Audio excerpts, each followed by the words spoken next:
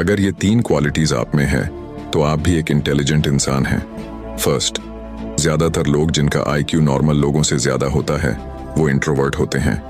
अगर आप भी इंट्रोवर्ट हैं तो शायद आप भी उनमें से एक हैं। सेकंड, इंटेलिजेंट लोग बहुत ज्यादा सोचते हैं और एनालिसिस करते हैं। वह एक बहुत ही डीप थिंकर होते हैं जिनका चीजों को देखने का नजरिया औरों से बिल्कुल ही अलग होता है। थर्ड, कुछ इंटेलिजेंट लोग अपने आप को अकेला मानते हैं और यही हर एक उस समझदार व्यक्ति की निशानी है जो उसे इस दुनिया की भीड़ से अलग करती है। और हाँ, मुझे फॉलो करके अपना एक दोस्त बना लो।